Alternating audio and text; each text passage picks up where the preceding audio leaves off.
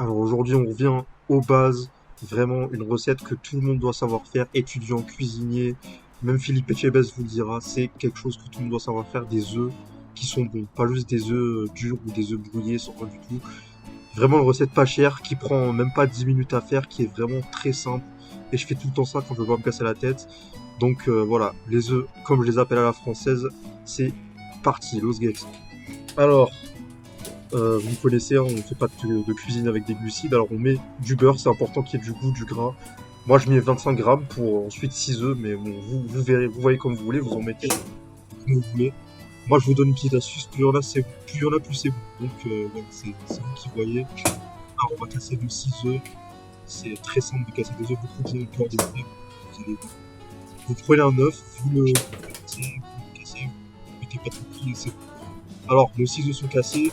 On va prendre une deuxième casserole. On va mettre le feu à fond. On va mettre des lardons là-dedans. Si vous mangez pas de porc, vous pouvez mettre une autre viande qui est déjà facilement coupée. C'est viande hachée, donc c'est parfait.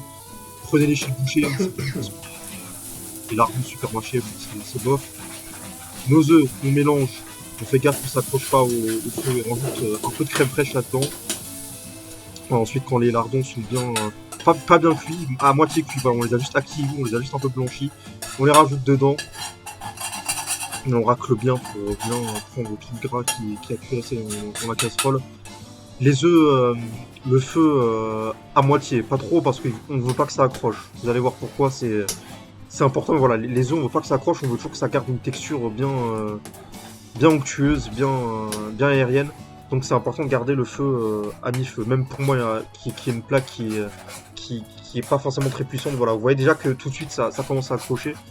Bon, après j'ai fait une ellipse, mais voilà. Chez vous, ça prendra le temps que ça prend, mais voilà, veillez toujours à quand ça commence à accrocher, enlever la poêle du feu pour bien réactualiser et bien faire descendre un peu la température pour que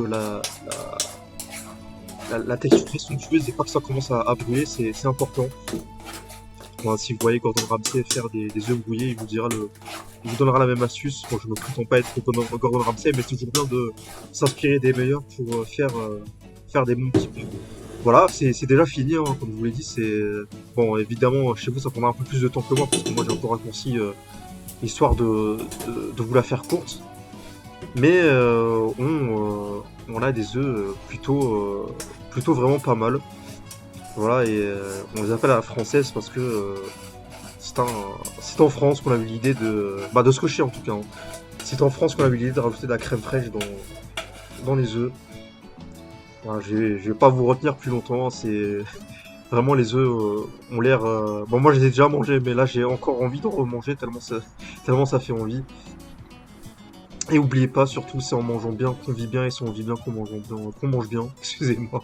Allez, je vous laisse et portez-vous bien. Ciao.